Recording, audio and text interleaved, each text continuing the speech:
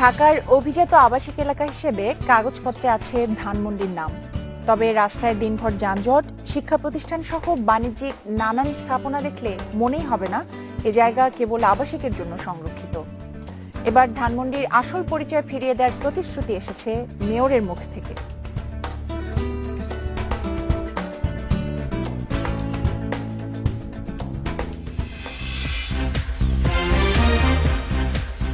স্বাগত। রাত ৯টায় বাংলাদেশের সঙ্গে আছি আমি জাহিদ। সবশেষের খবর আর আলোচনা বিশ্লেষণ নিয়ে থাকছি আমি কাজী মহুয়া। খেলার মাঠের হার জিত এবং আনন্দ বেদনার সবশেষ খবর জানাচ্ছি আমি রুবাইদ ইফতেখার। শুরুতেই জানিয়ে দেব শিরোনাম। রোহিঙ্গা সংকট মেটাতে রাখাইন রাজ্য শান্ত করুন, সীমান্তে শরণার্থীর ঢল থামান নেপিদোকে ঢাকা। মেয়রের পদ ছেড়ে দলের সবার সমর্থন চাইলেন আইভি, নির্বাচনে সেনা মোতায়েন চান সাখাওয়াত।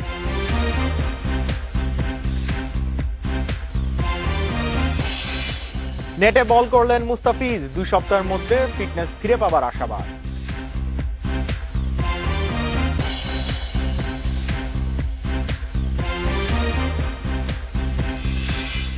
রাত ৯টায় বাংলাদেশে আজ মতামত পাঠানোর বিষয়ে রোহিঙ্গা সংকট। মতামত পাঠাতে পারেন SMS অথবা ফেসবুকে। আপনাদের মতামত জানাবো সংবাদের পরের অংশে। রোহিঙ্গা সংকটের দায় মিয়ানমারের, তাই এর সমাধান তাদেরকেই করতে হবে বলে পরিষ্কার জানিয়ে দিয়েছে বাংলাদেশ। শরণার্থীর বোঝা বাংলাদেশের ওপর না চাপানোর আহ্বান জানিয়েছে ঢাকা। মিয়ানমারের রাষ্ট্রদূত মিউ মিন সানকে দুপুরের পররাষ্ট্র মন্ত্রণালয়ে তলব করে জানানো হয়েছে ঢাকার উদ্বেগ। অন্যদিকে কক্সবাজারে বিজিবির সঙ্গে বৈঠকে এই সংকটের দ্রুত উন্নতির আশ্বাস দিয়েছে মিয়ানমারের সীমান্তরক্ষী বাহিনী বিজিপি। মিয়ানমারের রাখাইন রাজ্যে গত কয়েকদিন ধরে চলছে রোহিঙ্গাদের উপর জাতিগত নিপীড়ন, নির্বিচার হত্যা, লুটপাট, অগ্নিসংযোগের মুখে এলাকা ছাড়ছে হাজারো মানুষ। অনেকেই সীমান্ত পেরিয়ে ঢোকার চেষ্টা করছে বাংলাদেশে। এমন অবস্থায় বুধবার দুপুরে ঢাকায় মিয়ানমারের রাষ্ট্রদূত মিউ মিন সানকে তলব করে পররাষ্ট্র মন্ত্রণালয়। বাংলাদেশের গভীর উদ্বেগের কথা রাষ্ট্রদূতকে জানান পররাষ্ট্র মন্ত্রণালয়ের সচিব কামরুল আহসান। মিয়ানমারের জাতিগত সংঘাত এবং হামলা ও নির্যাতনের নিন্দাও জানানো হয়। পরে এক সংবাদ ব্রিফিংয়ে পররাষ্ট্র সচিব শহীদুল হক জানান, মিয়ানমারের সংকটের কারণে সীমান্তে অবৈধ অনুপ্রবেশ বাড়ছে। এই সমস্যা সমাধানে পদক্ষেপ নিতে হবে মিয়ানমারকেই। ওই পরিস্থিতিতে যেটা করা দরকার, একটা রেসপন্সিবল স্টেট হিসেবে, একটা রেসপন্সিবল স্টেটের পররাষ্ট্র মন্ত্রণালয় হিসেবে আমরা সেটা করেছি। সমস্যাটা একটা যে দেশে উদ্ভূত হয়েছে, ওই সমাধানটা ওই দেশেই খুঁজতে হবে। এদিকে বুধবার দুপুরে কক্সবাজার বিজিবি রেস্ট হাউস বিজিবির সঙ্গে বৈঠক হয়েছে মিয়ানমারের সীমান্তরক্ষী বাহিনী বিজিপির। এই সময় বিজিপি জানায় কিছুদিনের মধ্যে রোহিঙ্গা সংকটের সমাধান হবে। উনাদের ওইদিকে কিছু সমস্যা হয়েছিল, উনাদের কিছু ক্যাম্প অ্যাটাক হয়েছিল, তার প্রেক্ষিতে উনারা বিভিন্ন ধরনের অপারেশন করছে। তো উনারাও জানে যে কিছু লোক চলে আসতেছে, তো উনারা যাতে না আসতে পারে উনারাও ব্যবস্থা গ্রহণ করছে। বৈঠকে মিয়ানমারের সীমান্তরক্ষী বাহিনী দাবি করে জাতিগত নিপীড়ন নয়, রাখাইন রাজ্যে চলছে সন্ত্রাস বিরোধী অভিযান। Mahmuda Moumita, independent news, Dhaka. এদিকে কক্সবাজার সীমান্ত দিয়ে বাংলাদেশে অনুপ্রবেশ করা ১৫০ শতাধিক রোহিঙ্গাকে আটক করেছে বিজিবি। সীমান্তের কয়েকটি এলাকা থেকে গত ২৪ ঘন্টায় তাদের আটক করা হয়েছে। বিজিবি জানিয়েছে, নাফ নদীর ৬টি পয়েন্ট দিয়ে টেকনাফে অনুপ্রবেশের সময় অন্তত ৪০টি নৌকা ফেরত পাঠানো হয়েছে। এছাড়া টেকনাফের একটি মৎস্য খামার থেকে শতাধিক এবং উখিয়া থেকে আটক করা হয়েছে ৬২ জনকে। বিজিবির কড়া নজরদারির পরেও রোহিঙ্গা অনুপ্রবেশ অব্যাহত রয়েছে। গত মাস থেকে রাখাইন রাজ্যে রোহিঙ্গাদের উপর দমনপীড়ন চালাচ্ছে মিয়ানমারের সেনাবাহিনী।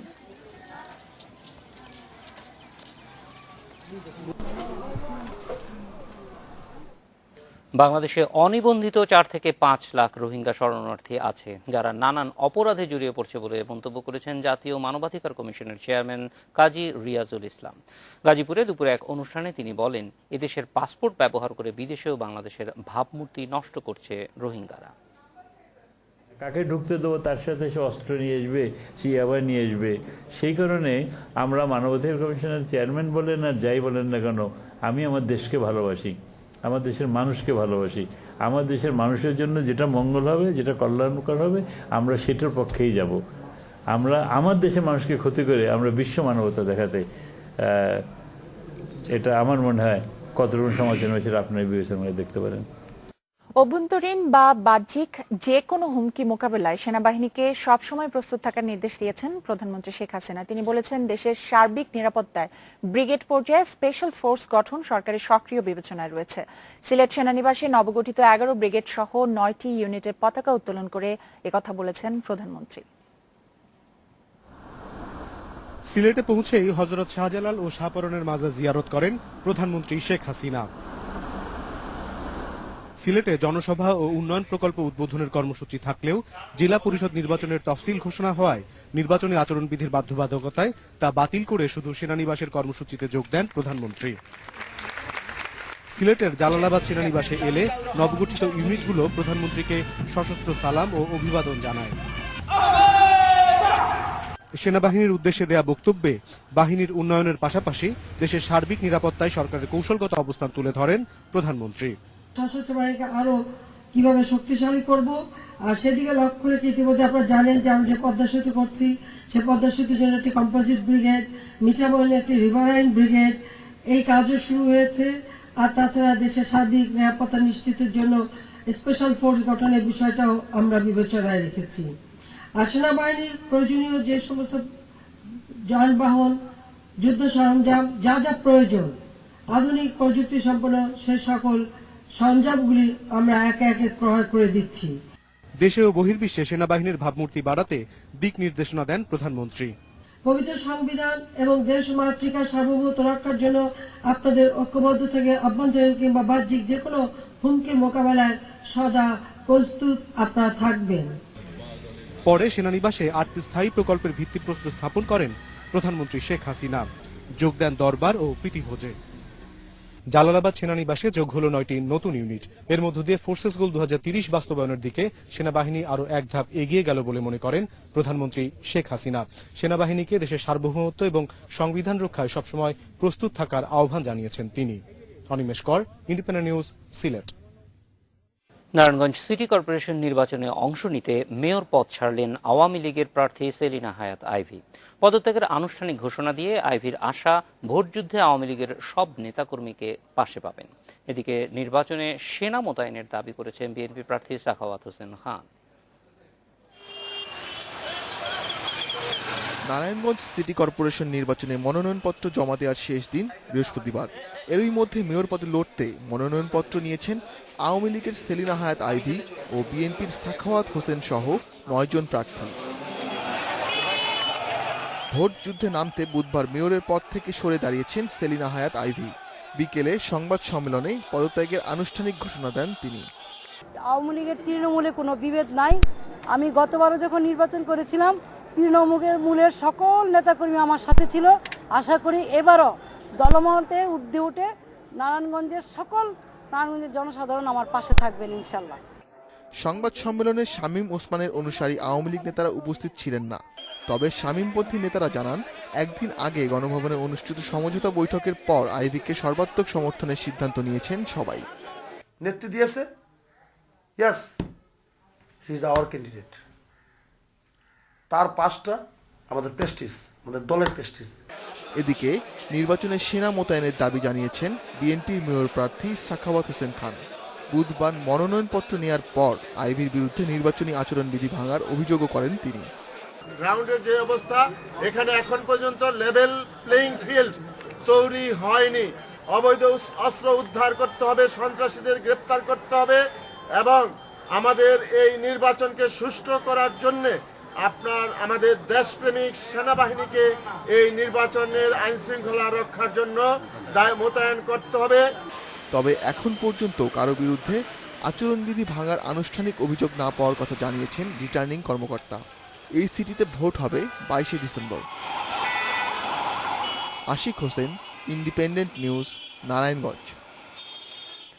নির্বাচন কমিশন গঠনে খালেদা জিয়ার প্রস্তাব জানাতে রাষ্ট্রপতির সঙ্গে দেখা করার সময় চেয়ে লিখিত আবেদন করেছে বিএনপি। মৌখিকভাবে সাক্ষাতের সময় চেয়ে সাড়া না পেয়ে এই পদক্ষেপ নিল দলটি। নয়াপল্টনে দলের কেন্দ্রীয় কার্যালয়ে দুপুরে সংবাদ সম্মেলনে লিখিত আবেদনের কথা জানিয়েছেন বিএনপির মহাসচিব মির্জা ফখরুল ইসলাম আলমগীর। বর্তমান প্রেক্ষাপট বিবেচনা করে রাজনৈতিক সংকট সমাধানে বিএনপি এই প্রস্তাব দিয়েছে বলেও দাবি করেছেন ফখরুল। সুষ্ঠু নির্বাচনের জন্য সংলাপের উদ্যোগ নিতে সরকারের প্রতি আহ্বান জানান তিনি। রাষ্ট্রপতি বিএনপির প্রস্তাবে সাড়া দেবেন বলেও আশা করছেন দলটির জ্যেষ্ঠ নেতারা। নতুন নির্বাচন কমিশন গঠন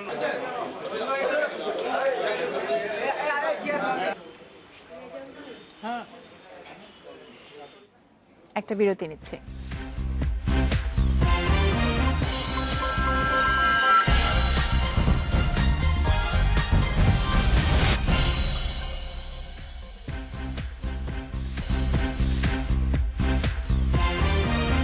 রাত 9:17 ফিরে এলাম রাত 9টায় বাংলাদেশে।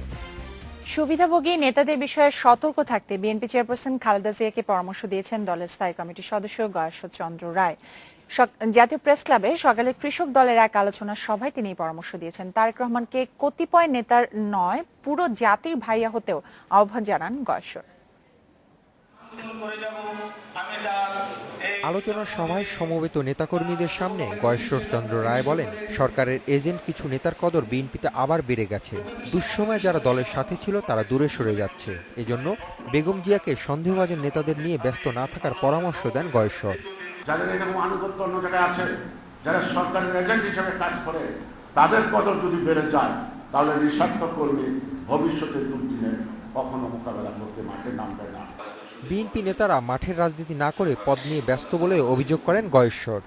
আমরা আন্দোলন করব, আমরা সারাক্ষণই আছি, পথ পর তুলবে, আর পথ পরে তার তুলবি তো একটা দুটা মাজারে ঘুরলে চলে না, সারাদিন মাজারে কপাল তুলতে তুলতে দিন আবার যাবেন আন্দোলন। নির্বাচন দাবি তুললেও নির্বাচনের জন্য বিএনপি প্রস্তুত নয় বলেই মনে করেন গয়েশ্বর রায়। কিছু লোক আছে পরক্রিয়া প্রেমে সুবিধার সময় ভান্ডার ঘুরছে, ভান্ডার যাতে শূন্য না হয় তারা একটা চান্স দিতে পারে এবং তাদের মাধ্যমে শেখ হাসিনা একটা হঠাৎ করে নির্বাচন করতে পারে। তারেক রহমানকে উদ্দেশ্য করে গয়েশ্বর বলেন, উনি তো শুধু কতিপয় নেতার ভাইয়া নয়, পুরো জাতিরই ভাইয়া। বিষয়টি মাথায় রেখেই তার রাজনীতি করা উচিত। আপনি তো 16 কোটি মানুষের নেতা, আপনি তো বিএনপির প্রতিটা মানুষের নেতা। সেখানে কয়েকটা লোক ভয়া ভয়া বলে ডাক পারে, হুক্কার পারে, ক্ষমতার সময় পারছে, তাতে কি হয়েছে, এখনো পারছে, ভবিষ্যতে কি হবে আপনি তো ভাবেন। খালেদা জিয়াকে উদ্দেশ্য করে গয়েশ্বর বলেন, দল ক্ষমতায় থাকার সময় কিছু নেতা নিজেদের ভান্ডার ভরতে ব্যস্ত ছিলেন, তারা এখন সরকারের প্রেমে লিপ্ত। তাদের ব্যাপারে সাবধান হতে হবে, অন্যথায় বড় ধরনের দুর্ঘটনায় পড়বে বিএনপি। সত্যিকার হচ্ছে দলকে ভালোবাসে। Hasib Mahmud, independent news, Dhaka. গয়েশ্বর চন্দ্র রায়কে যথেষ্ট চিন্তিত মনে হচ্ছে বিএনপির বর্তমান অবস্থা এবং ভবিষ্যৎ নিয়ে। বিশেষ করে উনি গত কিছুদিন ধরে বেশ অনেক কথাই বলছেন। নারায়ণগঞ্জ নির্বাচনের সময় আমরা নমিনেশন কাকে দেওয়া হবে সেটা নিয়ে একটা কথা উদ্বেগ হচ্ছিল। দেখছিলাম। জি, এবং জাতীয় নির্বাচনে যখন বিএনপি আসতে চাইছে তখনই তাদের দল নিয়ে একটা অনিশ্চয়তা দেখা দিচ্ছে যে আসলে দলের প্রকৃত কর্মী কারা, প্রকৃত অনেকগুলি বিষয়ে উঠে এসেছে। বলা যায় যে এটা আত্মসমালোচনার জন্য, এটা শুধুমাত্র বিএনপির জন্যই যে প্রযোজ্য তা না, সব রাজনৈতিক দলের জন্যই প্রয়োজন। যে একটা বিষয় হচ্ছে যে পদ নিয়ে সত্যিকার অর্থে রাজনীতির মধ্যে অনেক চর্চা হয়, বিএনপির মধ্যে সেটা আছে, গয়েশ্বর বলছেন। এবং আরেকটা জিনিস যেটা প্রস্তুতি, বিএনপি নির্বাচনের জন্য যথেষ্ট প্রস্তুত না, এই বিষয়টা অবশ্যই একটা দল হিসেবে তাদের ভাবতে হবে। কারণ নির্বাচন খুব বেশি দূরে না, 2 বছরের মধ্যে নির্বাচন আছে। নির্বাচন কোন ভাবে হবে, যেহেতু সংবিধান নির্দিষ্ট একটা যেইভাবে নির্বাচন করার কথা বলা হচ্ছে সেটা করতে চায় না বলে গতবার নির্বাচনে আসেনি, সেটি আসলে এখন তাদের মূল্যায়ন করার প্রয়োজন আছে, ওই সিদ্ধান্তটি ঠিক আছে কিনা এবং ভবিষ্যতে একই সিদ্ধান্তের কারণে নির্বাচন থেকে দূরে থাকতে হবে কিনা, নেগোসিয়েশনের ব্যাপারটা কি হবে, কারা থাকবে, মাঠে নেতাদেরকে কিভাবে এখন আসলে এই মুহূর্তে এসে বিএনপির আসলে নেতৃত্বে যারা আছেন তাদের এই বিষয়গুলো নিশ্চয়ই অনেক খুব ঠান্ডা মাথায়, তারা যথেষ্ট সময়ও পাচ্ছেন। আমার ধারণা খুব বেশি অ্যাক্টিভিটিস আমরা দেখি না বিএনপিকে। এই জিনিসগুলো নিশ্চয়ই গোছানো অবশ্যই, কারণ তাদের মূল প্রতিদ্বন্দ্বী রাজনীতির ময়দানে আওয়ামী লীগ, তারা কিন্তু ঘোষণাই দিয়ে এইবার যে 20তম কাউন্সিল করলো সেটা বললো যে আগামী নির্বাচনের প্রস্তুতি হিসেবে কাউন্সিলটা করা হচ্ছে এবং সেইভাবেই নেতৃত্ব তারা নির্বাচন করেছে। ফলে আমার মনে হয় যে এই বিষয়গুলি তো অবশ্যই সব দলের জন্যই প্রয়োজন এবং বিএনপির মতো বড় দলের জন্য আরো বেশি প্রয়োজন। রুবেদ, আরো কিছু খবর আছে, কিন্তু তার আগে আপনার কাছে একটু খেলার খবর। অবশ্যই জাহিদ এবং মহুয়া, আজকে সবথেকে ভালো খবর ছিল যেটা মুস্তাফিজ 4 ওভার বল করেছেন, নেটে 1 সপ্তাহ বিশ্রাম শেষে ফিরে 4 ওভার বল করেছেন, সেই খবরগুলো জানাবো। তবে তার আগে একটা বিরতি নিতে হচ্ছে, আর যখন ফিরবো আরো যা থাকছে। গ্রুপ সেরা হয়ে এইচএফ হকির সেমিতে বাংলাদেশ, ম্যাকাও হেরেছে 13-0 গোলে।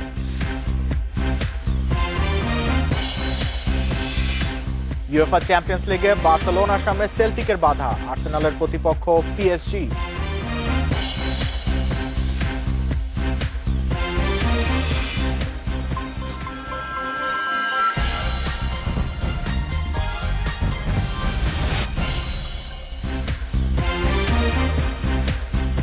রাত 9:30 ফিরে এলাম খেলাধুলার সবশেষ কিছু খবর নিয়ে।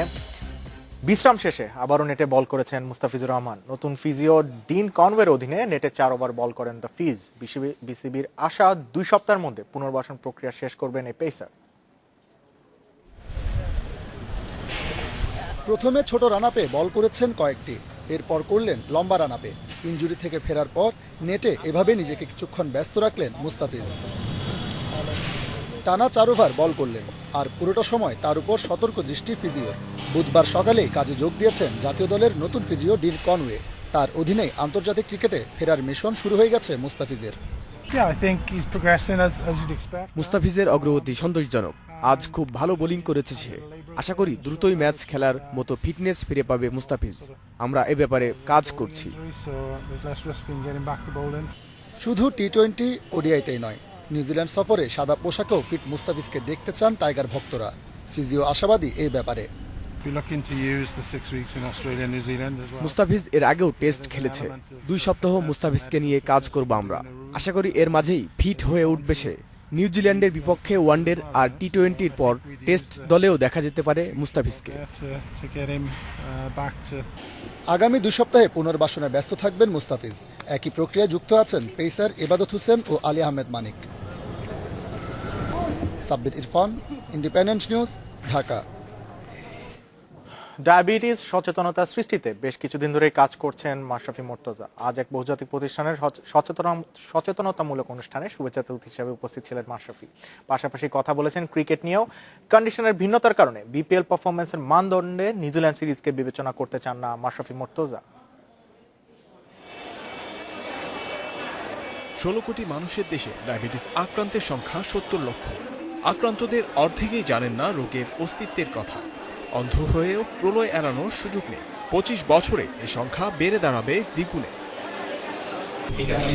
সামাজিক সচেতনতা সৃষ্টিতে সবসময় সজাগ মাশরাফি মুর্তজা। এবার মাঠে নেমেছেন ডায়াবেটিসের বিরুদ্ধে সচেতনতা সৃষ্টিতে।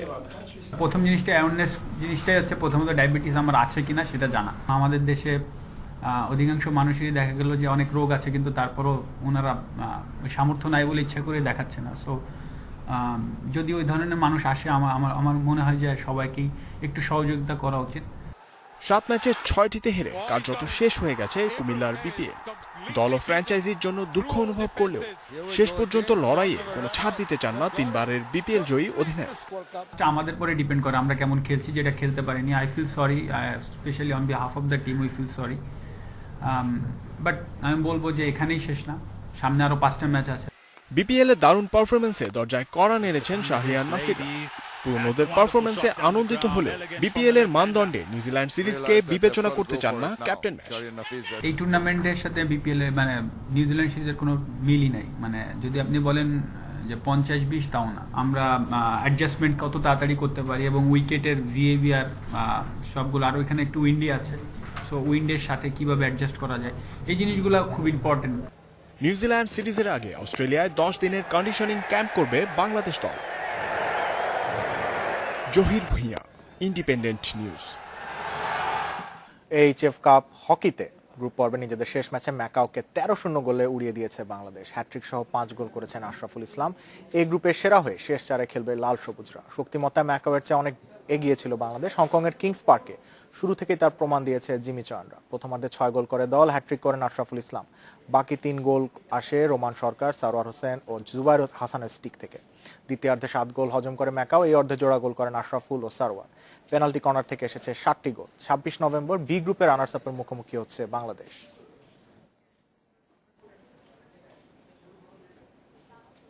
ইউএফা চ্যাম্পিয়ন্স লিগের নকআউট পর্ব নিশ্চিত করার লক্ষ্য নিয়ে সেল্টিকের মাঠে নামছে বার্সেলোনা। সি গ্রুপের আরেক ম্যাচে ম্যানচেস্টার সিটির প্রতিপক্ষ মনশেনগ্লাডব্যাক। ইংলিশ জায়ান্ট আর্সেনাল খেলবে পিএসজির বিপক্ষে। অ্যাটলেটিকোর প্রতিপক্ষ পিএসভি আইনধোফেন। সবগুলো ম্যাচ শুরু হচ্ছে আজ রাত 2:45। এই ছিল আমার কাছে খেলাধুলার সবশেষ আপডেট। অন্যান্য কিছু খবর জানাচ্ছেন মোহা এবং জাহিদ। ধন্যবাদ রূপায়ত। আমাদের কাছে আরো কিছু খবর আছে। সাভারে গ্যাস লাইটার কারখানার আগুনে দগ্ধ এক শিশু শ্রমিক ঢাকা মেডিকেলে মারা গেছে। নিহত শ্রমিকের পরিবারকে 2 লাখ টাকা এবং আহতদের চিকিৎসায় 20,000 করে টাকা দেওয়া হবে বলে জানিয়েছে শ্রম প্রতিমন্ত্রী মুজিবুল হক। ইন্ডিপেন্ডেন্ট টেলিভিশনকে সন্ধ্যায় তিনি এ তথ্য জানান। যে শ্রমিকটা মারা গেছেন তার পরিবারকে আমরা 2 লক্ষ টাকা আমাদের শ্রমিক কল্যাণ ফাউন্ডেশন ফান্ড থেকে সাহায্য করব এবং যারা চিকিৎসাধীন আছেন আগামীকালকে আমি আমার সচিব হাসপাতালে গিয়ে প্রত্যেকটা যারা চিকিৎসাধীন আছেন প্রত্যেকটা ফ্যামিলিকে আমরা 20,000 টাকা করে সাহায্য দেবো এবং তার চিকিৎসার জন্য প্রয়োজনীয় আরও যা লাগে আমরা ব্যবস্থা করব। নেদারল্যান্ডসের রাষ্ট্রদূত লিওনি মার্গারিটা কুলেনারার চুরি যাওয়া ব্যাগ উদ্ধার করেছে পুলিশ। এই ঘটনায় মূল অভিযুক্ত রুবেল সহ 2 জনকে গ্রেপ্তার করা হয়েছে। গোয়েন্দা পুলিশের যুগ্ম কমিশনার আব্দুল বাতেন জানিয়েছেন, বুধবার সকালে শনির আখড়া থেকে প্রথমে রুবেলকে গ্রেপ্তার করা হয়। জিজ্ঞাসাবাদে রুবেল ব্যাগের মধ্যে থাকা মোবাইলটি বসুন্ধরা সিটির একটি দোকানে বিক্রির কথা জানান। পরে সেখানে অভিযান চালিয়ে দোকান কর্মচারী শাওনকে গ্রেপ্তার করা হয়। মোবাইলটি বিক্রির পর রুবেল ব্যাগটি রাস্তায় ফেলে দিয়েছিলেন। আইপ্যাড, পাসপোর্ট ও টাকা সহ সেটি উদ্ধার করেছে পুলিশ। পুলিশ জানায়, রুবেল পেশায় গাড়ি চালক হলেও বিভিন্ন সময় চুরিতে জড়িত থাকার কথা স্বীকার করেছেন। সোমবার ঢাকা বিশ্ববিদ্যালয়ের চারুকলায় একটি অনুষ্ঠান থেকে নেদারল্যান্ডসের রাষ্ট্রদূতের ব্যাগটি চুরি যায়।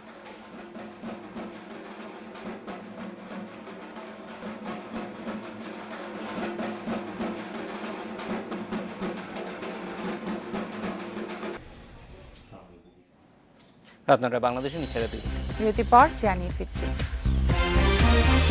সারা দেশে কাল শুরু হচ্ছে আয়কর সপ্তাহ। ট্যাক্স কার্ড পাচ্ছেন মাশরাফি, সাকিব, তামিম সহ 76 জন।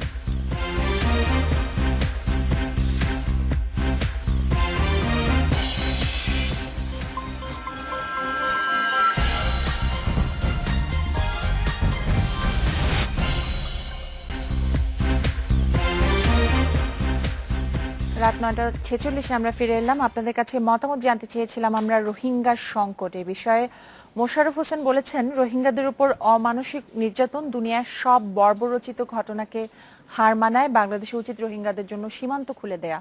লাবলু হাসান বলছেন, শান্তিতে নোবেলজয়ী অং সান সু চিকে রোহিঙ্গা হত্যার দায়ে আন্তর্জাতিক বিচারে কাঠগড়ায় দাঁড় করানো হোক। নাজমুল বলছেন, রোহিঙ্গাদের বাংলাদেশের শরণার্থী শিবিরে আশ্রয় দেওয়া হোক। এটা একটা ভারতের হাতে নিয়ে তো কম নাটক করলেন না, এখন মানুষের জন্য কিছু করতে পারছেন না। রোহান বলছে, রোহিঙ্গাদের কঠিন মুহূর্তে বাংলাদেশ সরকারের তাদের পাশে না দাঁড়ানো খুবই দুঃখজনক। আক্তার বলছেন, এইভাবে যে অত্যাচার হচ্ছে রোহিঙ্গাদের উপর অথচ জাতিসংঘ কোনো ব্যবস্থা নিচ্ছে না। তানভীর হোসেন বলছেন, জাতিসংঘ হলো সাক্ষী গোপাল, তারা কিছুই বলবে না। এখানে তারা আমেরিকার স্বার্থ জড়িত নেই, সেই জন্য হয়তো পদক্ষেপ নিচ্ছে না। রিফাত হোসেন ওই সূচির কথাটাই বলছেন যে সূচি শান্তিতে নোবেল পাওয়ার যোগ্য নন, কারণ তার দেশে চলছে এই হত্যাকাণ্ড। মোতাসিম বিল্লাহ বলছেন, মানবিক দিক থেকে হলেও রোহিঙ্গাদের বাংলাদেশ সরকারের সাহায্য করা উচিত। মোশাররফ হোসেন বলছেন, সূচির শান্তি নোবেল পুরস্কার কেড়ে নেওয়া উচিত। ইব্রাহিম হোসেন বলছেন, মানুষ মানুষের জন্য, এই কথা বোঝার মতো মনুষ্যত্ব হারিয়ে ফেলেছি। জাহিদ এবং মহুয়া, দুটো ইস্যু এখানে। আজকে কিন্তু বাংলাদেশ পরিষ্কারভাবে তার নিজেদের অবস্থানটা জানিয়ে দিয়েছে।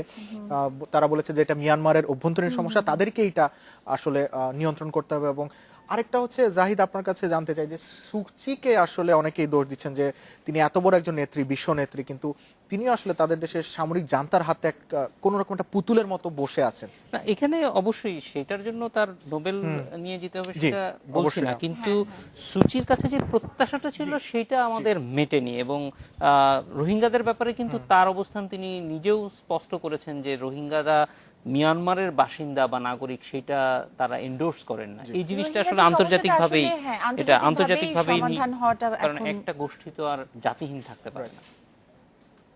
আমরা আরো কিছু খবর আছে, সেগুলোতে চলে যাই। সারা দেশে কাল শুরু হচ্ছে আয়কর সপ্তাহ। কর অফিসে 7 দিনই মেলার পরিবেশ পাবেন করদাতারা। ব্যাংকিং সুবিধা ছাড়া রাত 8টা পর্যন্ত পাবেন সব ধরনের সেবা। এবার 17 লাখের বেশি করদাতা আয়কর রিটার্ন জমা দেবে বলে আশা করছে জাতীয় রাজস্ব বোর্ড। দেশে কর দিতে সক্ষম মানুষের 10 ভাগের মাত্র 1 ভাগ নিয়মিত আয়কর দেন। গেল বছর সারা দেশে ব্যক্তি শ্রেণীর 13 লাখের মতো রিটার্ন জমা পড়েছিল। তবে এবার পেরোল ট্যাক্স চালু হওয়ায় আরও বেশি রিটার্ন আশা করছে জাতীয় রাজস্ব বোর্ড। এবছর ব্যক্তির রিটার্ন জমা দেবার সময় শেষ হচ্ছে 30 নভেম্বর। সময় আর বাড়বে না, তাই কর অফিসগুলোতে বাড়ছে করদাতাদের ভিড়। বেশি কঠিন না, ফর্ম ফিল আপটা করাটা একটু কঠিন আর কি, নিজে করতে গেলে আর কি। নতুন শিপ করে আনছে ওনারা এখানে, আবার নিচতলা না উপরতলা না 4তলা 5তলা ঘুরতে হলো আর কি। কর্মকর্তারা বলছেন, লোকবল সংকটের কারণে কিছুটা ঘাটতি থাকলেও সর্বোচ্চ সেবাই দিচ্ছেন তারা। পুরান করদাতারাই আসলে বেশি আসছে, নতুন করদাতা মেলায় অনেক 3 নম্বর সংগ্রহ করছে এবং রিটার্ন দাখিল করছে, যারা বাকি আছে তারা এখন আসতেছে। রিটার্নটা জমা দেওয়ার পরে এই তারা সার্টিফিকেট চায়, তো সব করদাতাকে সার্টিফিকেটটা সাথে সাথে দেওয়া সম্ভব না। অনেকে যারা জরুরি ভিত্তিতে যাদের দরকার তাদেরকে আমরা সার্টিফিকেট সাথে সাথে দিয়ে দিই। সারা দেশে কর অফিসগুলোতে মেলার পরিবেশ তৈরি করতে শুরু হচ্ছে কর সপ্তাহ। গেলবারের শীতকালীন মেলার পরিবর্তে এই আয়োজন বলছে রাজস্ব বোর্ড। করদাতারা যাতে হয়রানি মুক্তভাবে নিঃসংকোচিত্তে বা নির্ভয়ে আসতে পারেন, কর জমা দিতে পারেন, কারণ রাজস্ব আহরণের কোনো বিকল্প নাই। ব্যাংকের কোনো বোধ থাকবে না এই জায়গাগুলিতে। তারা হয়তো যে পরিমাণ কর আসবে সেটা বাইরের ব্যাংকের ট্রেজারি ফাংশন যে ব্যাংকগুলি করে সেখানে জমা দিয়ে এসে তারা সেই এখানে আয়কর রিটার্নটা জমা দিতে পারবেন। চলতি অর্থবছর আয়কর থেকে ৭১,৯৪০ কোটি টাকা আদায়ের লক্ষ্য আছে এনবিআরের। Shaon Hasnat, independent news, Dhaka. গত অর্থবছরে সর্বোচ্চ কর দেয়া ট্যাক্স কার্ড পাচ্ছেন জাতীয় ক্রিকেট দলের অধিনায়ক মাশরাফি বিন মুর্তজা, বিশ্বসেরা অলরাউন্ডার সাকিব আল হাসান এবং ওপেনার তামিম ইকবাল। চিকিৎসক, আইনজীবী, সাংবাদিক, অভিনেতা, অভিনেত্রী সহ দেশের ৭৬ নাগরিক পাচ্ছেন এই কার্ড। মঙ্গলবার এক প্রজ্ঞাপনে এই তথ্য জানানো হয়েছে। ট্যাক্স কার্ডধারীরা জাতীয় যে কোনো অনুষ্ঠানে আমন্ত্রণ পাবেন, স্থল, জল ও আকাশপথে সরকারি কোটা অনুসারে পাবেন আসন। এছাড়া পরিবারের সদস্যরা পাবেন নাগরিক সেবার সর্বোচ্চ অগ্রাধিকার। ব্যক্তির বাইরের কোম্পানি পর্যায়ে ট্যাক্স কার্ড দেওয়া হচ্ছে ৫৭টি প্রতিষ্ঠানকে, অন্য ক্ষেত্রে দেওয়া হবে আরো ৮টি। ধানমন্ডি ফিরে পেতে যাচ্ছে এর আসল চরিত্র। জানুয়ারির মধ্যে পুরো এলাকায় আলো ছড়াবে এলইডি বাতি। ধীরে ধীরে উচ্ছেদ হবে বাণিজ্যিক স্থাপনা। এলাকাবাসীর জন্য বাড়ানো হবে নিরাপত্তা। রবীন্দ্র সরোবরে ধানমন্ডিবাসীর প্রশ্নের মুখোমুখি হয়ে এসব প্রতিশ্রুতি দিয়েছেন ঢাকা দক্ষিণের মেয়র সাইদ খোকন। ধানমন্ডি ঢাকার অভিজাত আবাসিক এলাকা, অথচ ধীরে ধীরে বসবাসের অনুপযোগী হয়ে উঠছে।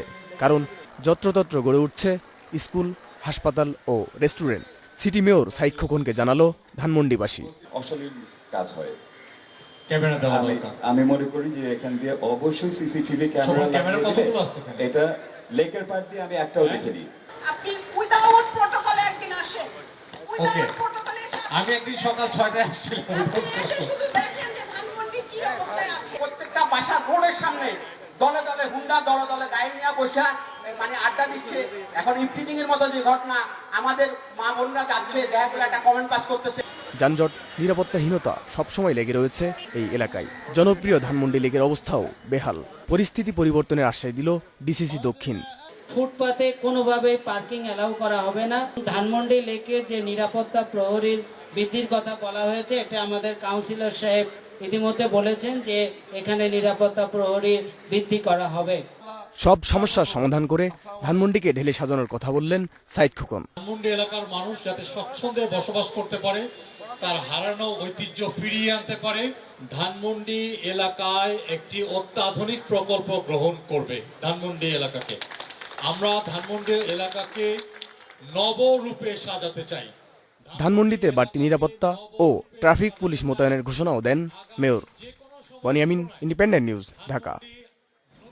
এই ছিল রাত ৯টা বাংলাদেশ। আজকে শেষ করব টোকিওর গোল্ড ক্রিসমাস ট্রির কিছু ছবি দেখতে। তার আগে আমরা বিদায় নিচ্ছি। আমন্ত্রণ আমাদের পরবর্তী অনুষ্ঠানের। শুভরাত্রি।